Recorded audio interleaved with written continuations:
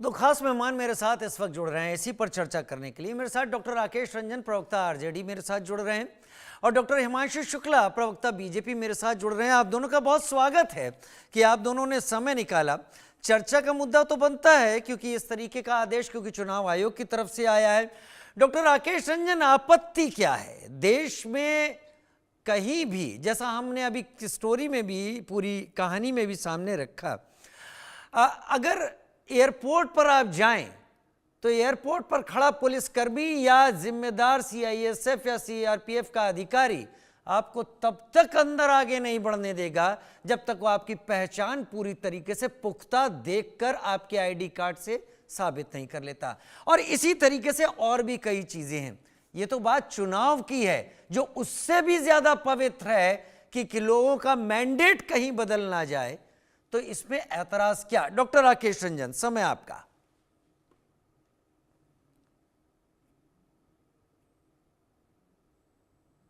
Doctor Rakesh Ranjan, unmute कर लें खुद को।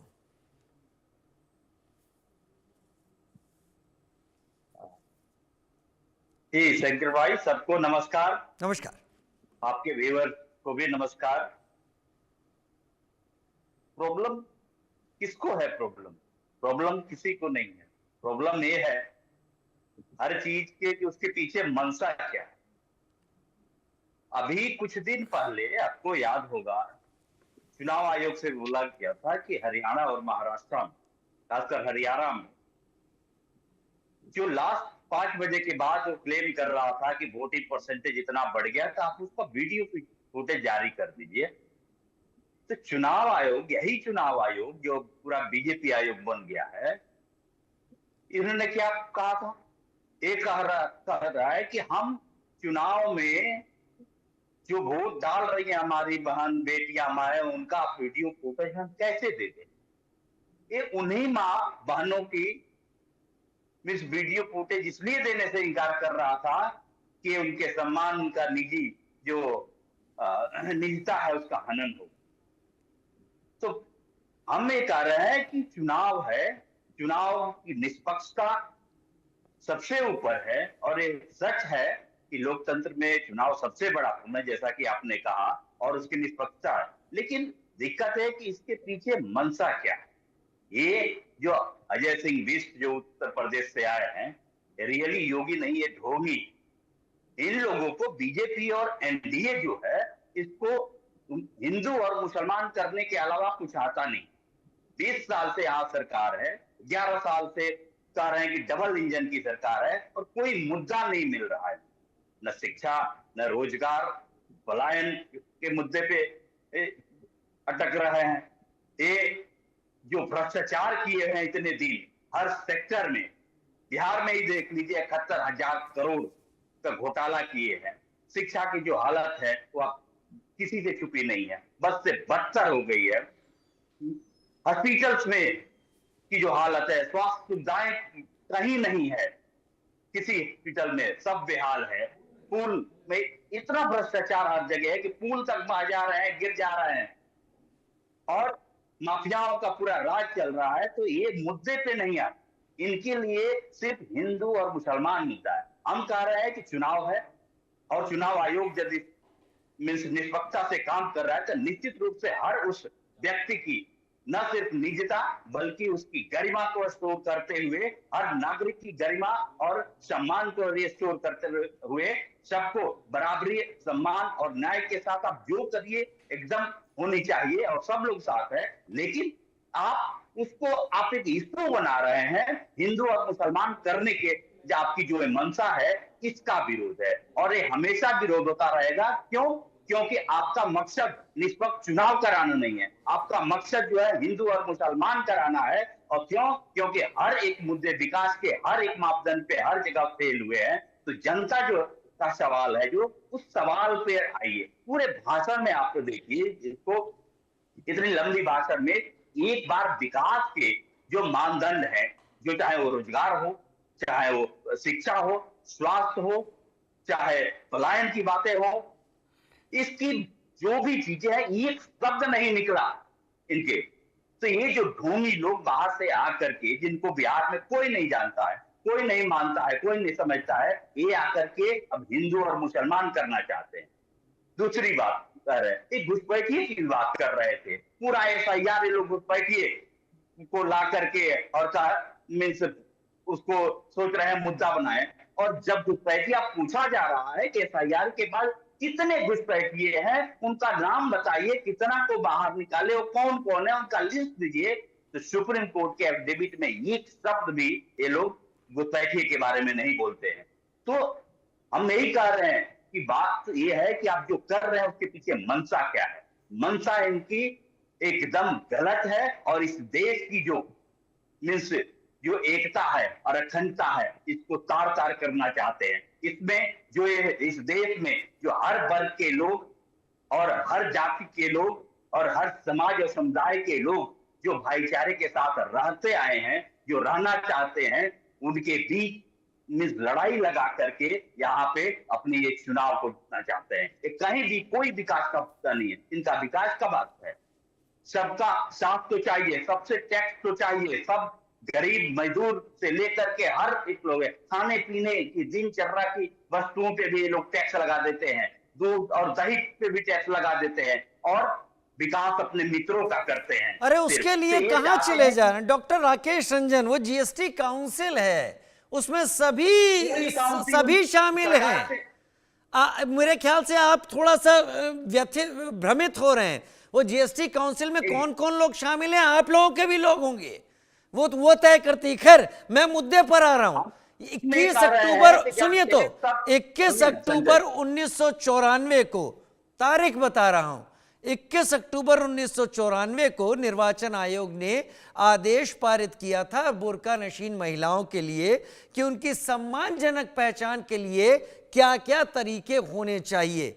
ये आज का नहीं है डॉक्टर राकेश रंजन, ये 1994 से चला आ रहा है। मैंने कब कहा कि आज का है? मैंने कब कहा कि तो आप कह रहे हैं इससे समाज टूट रहा है, इससे ये सब हो रहा है, तो ये तो चला आ रहा है पुराना। मैंने ये कभी नहीं कहा शंकर भाई, मैंने ये कभी नहीं कहा। मैं ये कह रहा हूं कि ये जो कर रहे हैं उसके पीछे मंशा क्या है। अरे ठीक है, ये कर रहे हैं, मंशा की बात मान ली, लेकिन ये आज का जब हो तब तो मैं कहूं कि ये आज कर रहे हैं, ये तो बहुत पुरानी बात है। खैर, डॉक्टर हिमांशु शुक्ला का रुख करता हूं, आपसे मेरी बात, और भी बात करेंगे, अभी समय है। चुनाव आयोग जो भी कर रहा है उसको तो कोई नहीं कर रहा है, ये तो 1994 का है, ये आज का नहीं है, और होता ये 1994 का है डॉक्टर राकेश रंजन। अरे तो 1994 से आज तक होते आया है ना, उसकी पहचान जाहिर हाँ। किए बिना कोई वोट देता है देश में? तो अगर आंगनबाड़ी कार्यकर्ता, चलिए मैं आपके सामने अपना एग्जाम्पल रखता हूं। मैं बतौर पुरुष अपना चेहरा ढक के जा सकता हूं बिना पहचान स्थापित किए हुए वोट देने के लिए, आप साथ देंगे मेरा? वहां पे अधिकारी रहते तो बस वही बात है, आंगनवाड़ी सेविकाएं हैं, महिलाएं हैं, वो महिलाएं देखेंगी, वो महिलाएं चेक करेंगी, इसमें कितना बड़ा issue. Doctor Himanshu Shukla, doctor Himanshu Shukla, क्या ठीक है डॉक्टर राकेश, आपको मैंने पूरा वक्त दिया है, आप ही से बात कर रहा हूं। डॉक्टर हिमांशु शुक्ला, ये व्यवस्था 21 अक्टूबर 1994 की, जब बुर्का नशीन महिलाओं के लिए एक सम्मानजनक तरीके से उनकी पहचान सुनिश्चित करने का क्या प्रयास होने चाहिए, ये तब का आदेश है। आज अगर चुनाव आयोग ये कह रहा है तो पहचान होकर, और वो भी एक महिला पहचान करेगी जो वहां मौजूद होगी, तो वो अंदर जो बूथ के अंदर महिला पहचान करके कर रही है, इसमें कहां से गलती होनी चाहिए? पहचान ही तो स्थापित हो रही है कि सामने वाला कौन है, क्या वही है कि नहीं है। पुरुषों की तो ठीक से पहचान होती है। जी नमस्कार, जय सिया राम, भारत माता की जय। जय भारत माता की जय। देखिए सबसे पहले ये बात है जो आज जो हमारे मित्र लोग, और ये जो बहस जिस मुद्दे पर हुई है वो योगी जी के बयान पर हुई है। तो योगी जी का बयान जो आया है वो ऐसा कुछ पुराना नहीं है। योगी जी ने बहुत और भी बातें कही, जब उन्होंने बोला कि ये जो चुनाव है वो विकास बनाम परिवारवाद का है, और यहाँ मुद्दों में भटकाया जा रहा है। उन्होंने बोला, मैं आज भी यहाँ बैठा हूं और मैं दावे के साथ कहता हूं कि ये मुद्दा विकास का है, चुनाव विकास का है, बुर्का का नहीं है। मैं आंकड़े रखता हूं, बिहार में जब आरजेडी का राज था और जब हमारा सेवा का काल रहा है, क्या अंतर आए हैं मैं अभी बता सकता हूं। क्या औसत आर्थिक विकास दर जो 4 था आज 12 पहुंच गया है। जो 1600 मेगावाट बिजली आती थी आज जो है 10,000 आती है। जो है बिहार में 20% बिजली आती थी, कभी तो आती भी नहीं थी, आज 100% हर जगह बिजली आ रही। तो मैं तो विकास के मुद्दे पे बात कर रहा हूं। मैं कहता हूं देश का हर नागरिक हो, चाहे बुर्का नशीन हो, चाहे हिंदू हो, चाहे सिख हो, चाहे क्रिश्चियन हो, किसी को भी जाना है, अगर वो वोट देने जाना है तो उसकी जो है फोटो आईडी चेक होनी चाहिए और उसका वेरिफिकेशन होना चाहिए। अगर कोई पुरुष जो है वो बुर्का पहन के चला जाता है और वो गलत वोटिंग कराता है तो इसका जिम्मेदार कौन होगा? तब तो यही लोग आके बैठेंगे। मैं कहता हूं अगर भाजपा को भी वोट देकर आता है तो यही लोग बैठेंगे, बोलेंगे चेकिंग नहीं की है, ईसीआई की गलती रही है, ईवीएम हैक हुए हैं और हाय तौबा मचाएंगे, पूरे देश में आंदोलन करेंगे, पुतले फूकेंगे। ये सब पहले भी करते आए हैं, आज भी करते रहेंगे। अब ये सब चुनाव आयोग ने क्यों कहा? टीफी पोस्ट की रिपोर्ट के मुताबिक सीमांचल में 100 लोगों पर 120 आधार कार्ड की संभावनाएं हैं और किसी किसी इलाके में तो प्रतिलिपि पाई जा सकती है 100% से ज्यादा। अगर 100 लोग रह रहे हैं तो 200 आधार कार्ड हैं, ऐसा टिफी पोस्ट की रिपोर्ट के मुताबिक है। सीमांचल के कुछ एरिया है जहां 17% मुस्लिम आबादी थी, वहां बात अररिया हो गया है, आपका किशनगंज हो गया है, पुरनिया हो गया है, यहाँ पर जो है 62 से 68% मुस्लिम आबादी हो गई है। तो ये कहां से आए हैं? इनकी जांच होनी चाहिए, क्या होना चाहिए। मैं तो कह रहा हूं सारे अपोजिशन हो गया, पार्टी वाले हो गए, सबको साथ मिलकर करना चाहिए। भाई अगर आपको लग रहा है कि आपने विकास किया है, जनता आपके साथ है और भारत का हर नागरिक आपको वोट देगा और भारत का नागरिक आपके साथ है, तो आपको तो इस निर्देश के साथ खड़े होना चाहिए। ये कुल मिला के बात जो है ये बरगलाने वाली है, इधर का तीर उधर निकालने की है कि किसी तरीके से अब जनता में जो है ये गुमराह करने की, कुछ डालने की, ऐसा हो रहा है वैसा हो रहा है, कुछ खराब किया जाएगा, जबकि ये निर्देश अनुसार हो रहा है। अगर आप अधिकारी हैं तो ये ऐसा कुछ गलत तो है नहीं और ये पूरा मान भी गए हैं। मेरे तो ये मुद्दे का, ये बहस का तो मुझे पटल लग ही नहीं रहा है जब प्रवक्ता साहब ने खुद ही सवाल पूछने से पहले ही जवाब दे दिया कि अगर मैं पुरुष हूं और मैं मुखौटा पहनकर जाता हूं चुनाव में तो एक अधिकारी चेक करेगा। तो यही तो चुनाव आयोग ने बोला है, महिलाओं के लिए भी सेम चीज बोली है, तो ये दिक्कत तो कहीं आ ही नहीं रही है। बस ये एक क्या कहते हैं माहौल खराब करने वाली प्रवृत्ति है जो इंडी गठबंधन उनके